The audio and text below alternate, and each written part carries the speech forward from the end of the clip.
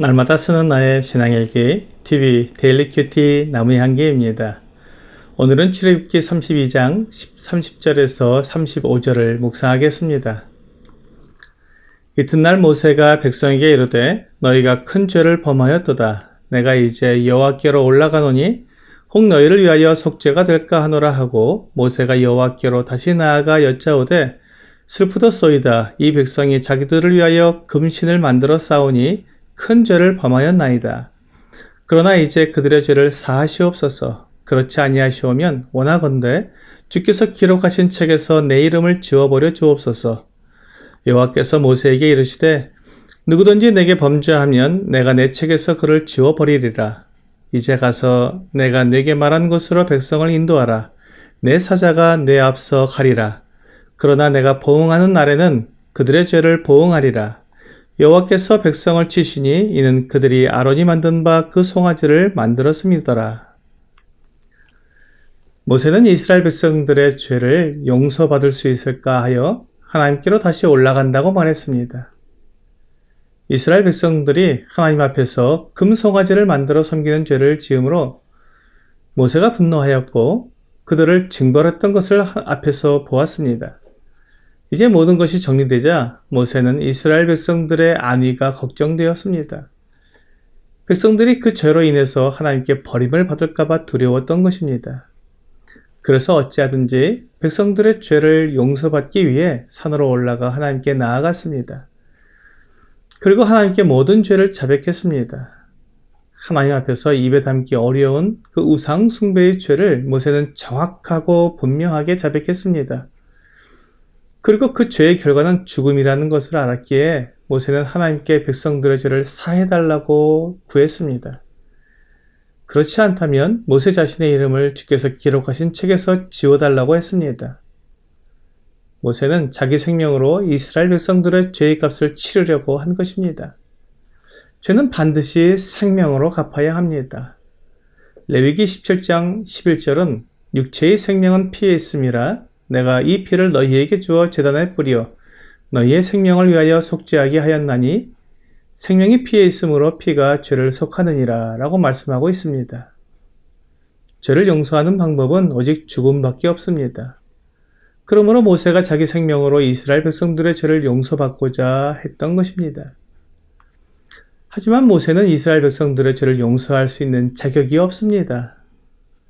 모세의 생명이 이스라엘 백성들의 죄를 갚을 만한 가치가 있는 것이 아닙니다.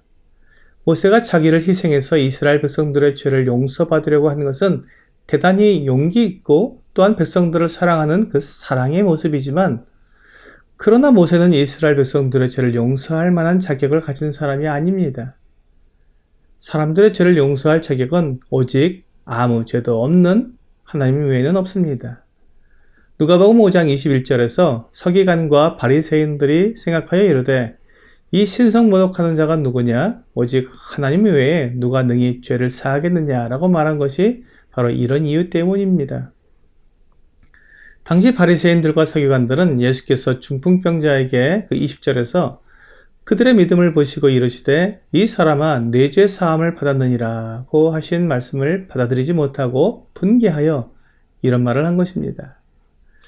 하나님 외에 아무도 다른 사람의 죄를 용서할 수가 없습니다. 비록 모세가 자기의 생명을 내어준다고 해도 다른 사람의 죄를 용서할 수는 없었습니다. 그래서 하나님께서 모세에게 33절에서 여호와께서 모세에게 이르시되 누구든지 내게 범죄하면 내가 내 책에서 그를 지워버리리라 라고 말씀하신 것입니다. 율법은 범죄한 자를 구할 수 없습니다. 율법 아래에서는 범죄한 자는 그에 합당한 벌을 받아야 합니다. 그리고 그 벌은 영원한 멸망입니다. 하나님 앞에서 죄를 용서받지 못한 사람은 영원히 하나님에게서 버림을 받고 멸망 가운데 던져져야 합니다. 이것이 율법의 한계입니다. 로마서 3장 20절은 그러므로 율법의 행위로 그의 앞에 의롭다 하심을 얻을 육체가 없나니 율법으로는 죄를 깨달음이니라 라고 말씀하시므로 율법의 한계가 죄를 깨닫게 하는 것까지임을 알려주고 있습니다. 그러나 은혜는 다릅니다. 로마서 3장 24절에서 그리스도 예수 안에 있는 속량으로 말미암아 하나님의 은혜로 값없이 의롭다 하심을 얻은 자 되었느니라 라고 말씀하고 있습니다.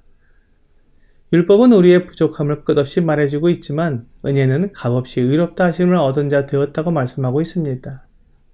이미 끝났다고 말해주는 것입니다. 그리스도 예수 안에 있는 속량으로 말미암아 이루어진 하나님의 은혜는 우리가 하나님께 의롭다 하심을 얻은 자라고 말씀해주고 있습니다. 로마서 6장 23절은 죄의 싹은 사망이요 하나님의 은사는 그리스도 예수 우리 주 안에 있는 영생이니라 라고 분명히 말씀해주고 있습니다.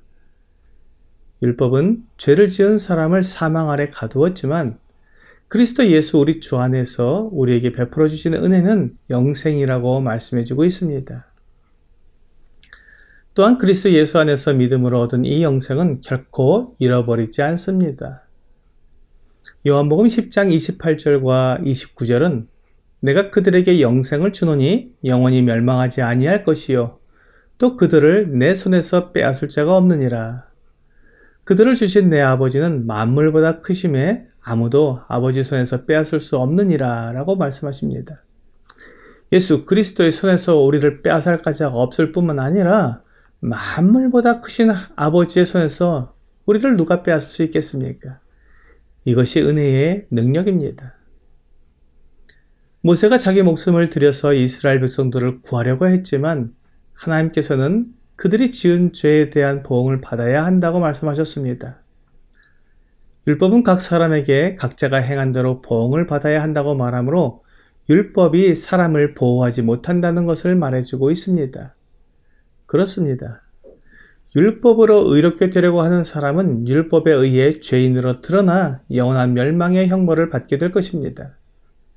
율법은 사람을 의롭게 해주지도 완전하게 보호하지도 못합니다. 하지만 은혜는 하나님 앞에서 의롭다 칭함을 받게 해주며 예수 그리스도와 아버지의 손으로 보호하사 영원한 안전 가운데 거하게 합니다.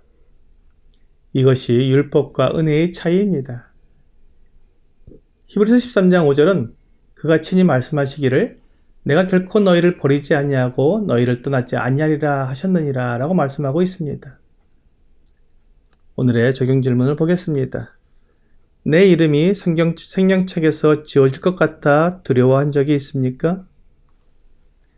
내가 내 행동을 보면 결코 생명책에 기록될 자격이 없다는 것을 고백하게 됩니다. 그렇지만 하나님께서 내 이름을 생명책에 기록하시는 것은 내 행위로 말미암은 것이 아니라 예수 그리스도를 믿음으로 말미암은 것입니다. 예수 그리스도가 나에게 주어지는 영생의 근거입니다.